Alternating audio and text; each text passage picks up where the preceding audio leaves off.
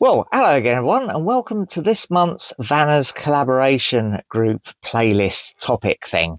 And this month, we've chosen a topic, and the topic is, what will motorhoming or caravanning look like in 10 years' time?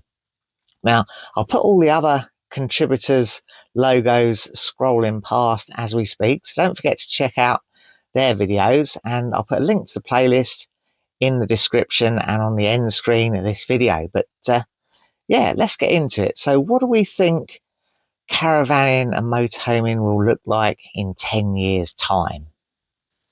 So what do you think it will look like in 10 years' time?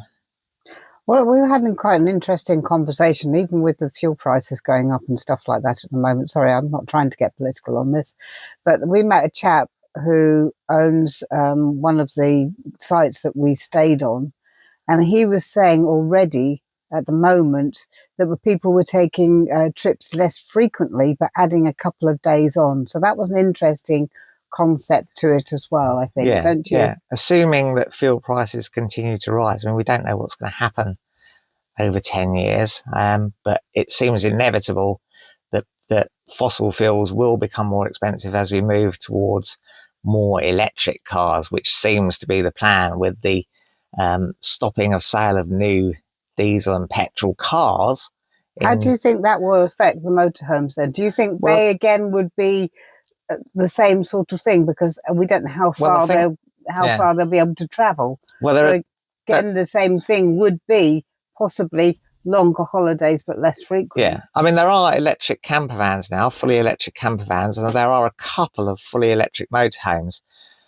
There's been a move to try and get people their C1 licenses like we used to get with the grandfather's rights automatically, but I think that's largely failed, and it doesn't seem like people will get the 7.5 ton allowance straight away when they pass their tests. So electric vehicles are generally heavier, so I think there'll be a problem trying to motorhome exactly as we are now with the facilities that we've got now with a fully electric vehicle, because it will weigh too much, or it'll have such a tiny payload. But I was looking online the other day. There's one of the things that they go.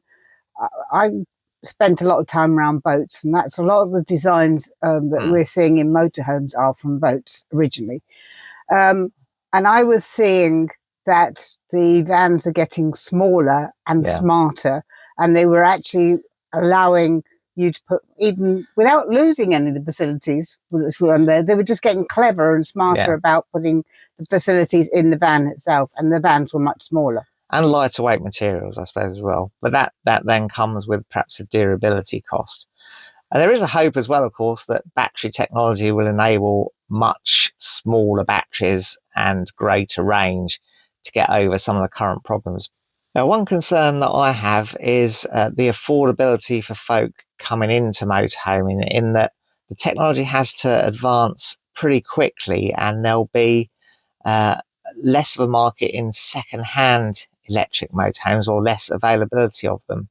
And the cost of diesel, I think, will go up as less people are using diesel in ordinary cars. So there'll be a higher barrier to entry cost-wise, I think, into motorhoming, unless something different happens. And I think the way people are buying vehicles just generally has changed. Because there is that PSP? PCP, yeah. PCP. I mean, you're seeing more and more people doing the PCP thing, which has advantages and disadvantages. It means they're keeping them upgraded, but obviously on the day-to-day costs could be a little higher. But they're not putting the money out all at once, and they're keeping the standard of their motorhome up. But again, I'm not a big fan of PCP, because if your circumstances change, so if you lost your job or something like that, if you bought a cheaper second-hand van, then you've still got that van. If you can't make the PCP payments because your circumstances change, then you lose everything effectively. So that makes me a little bit wary of those sort of agreements. But the contracts that you are in, I mean, it worked well for me when I had a PCP, when I had my own business, because I, again, could keep it up. But if I didn't want the vehicle at the end of it, I just handed it back. Yeah. So you think more leasing and PCP type agreements will I come think in? so, yes. Yeah. Now, one big change that I think you can already see coming is availability of LPG. We're finding it harder and harder, aren't we, to find places to top up our LPG tanks at a pump. Yes. What do you think electricity will place that again? Well, I think obviously a lot of these pumps were put in for LPG vehicles. They didn't put them in for motorhomes to top up on. And the sort of trend for converting petrol vehicles to LPG has pretty much died. I don't think many people are doing that anymore. Certainly no one's producing, or no one I'm aware of is producing LPG vehicles. So I think the benefit to garages to having LPG pumps is pretty slender. So I guess that's why a lot of them are taking them out, of course, to put in electric charging points, aren't they? So again, we'd be going on to battery and solar and everything else like that, you think? Yeah, they're fitting induction hobs and things, aren't they, to motorhomes and going fully electric. I haven't seen that. Yeah, there's a big move towards that, simply because I think of the availability of LPG. The interesting thing that I've found, where again, it may be just characteristics traveling around certain countries, but a lot of the places, again, maybe that's because of campervans, a lot of the places that we've come across in the last few weeks is they've actually had kitchen facilities on site, which has been quite interesting.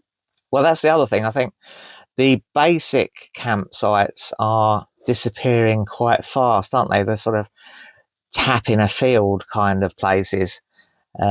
There's more airs appearing, which do have facilities. Even in this country, we've seen air type facilities similar to the continent, but the very basic field and a tap places do seem to be going as people demand more facilities. They demand more. And I was again reading an article the other day about the cost of campsites in 2026, and they were saying they were increasing. But yes, you say you've got the airs, you've still got the fields, but we can hardly complain because our expectations of what we want are much higher. And again, I think in the future we will have the airs. But again, I think the airs will be demanding more of them. Yeah. I mean, the one we saw the other day still had disposal of waste. Freshwater, toilet emptying point, grey water, which I think you need if you're going to have an air, because otherwise you get people doing naughty things. And then you've got the extreme ones where people, I haven't said this before, got spas and stuff like that. Hey, how about booking one of them, Alex? Well, maybe. Yeah, so again, that's an affordability issue, isn't it? Because the sort of £5 a night farmer's field is not as common as it used to be. The other thing I think you'll see coming in a lot more is metering of electric, especially as vans move to electric power, and there's more accessories and things running, and the cost of power going up. We're already seeing it, aren't we? Metering of electric. Definitely. Do you think that will come in water? I wonder if that will come in water. Our resources are so valuable these times, and the thing is, it reminds you when you're in the motorhome about being more careful about our resources as well. Possibly, yes. Yeah. I'm a bit conscious of those things on an everyday basis anyway.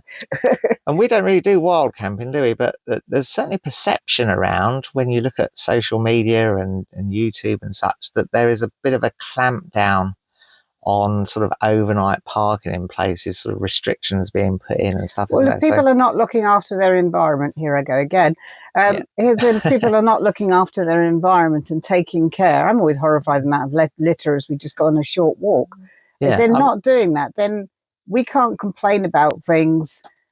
Oh, sorry, we can't complain about our environment if we don't take care of it. We still have to take care of it. Yeah, I mean, of course, many people would say that it's not the motorhomers and the van life people. It's people in cars pulling up. It's everybody. It's everybody. Casual people bringing tents and just leaving the whole setup by the side of the road and stuff, isn't it? It's humans. Yeah, that's what I meant by everybody. It's humans.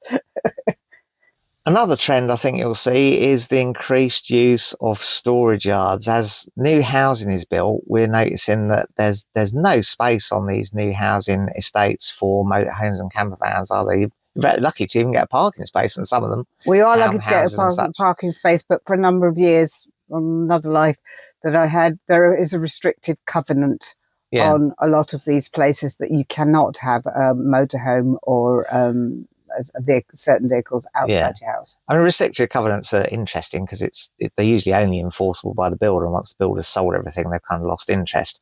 But I mean, neighbours can get involved, but I think there'll be an increased tension if people buying new houses are trying to have things like motorhomes and boats and things, because they just don't have the garden or the drive space, do they? No, you're lucky if you get an allocated parking space. So I think people trying to have this as a hobby will be using storage facilities more.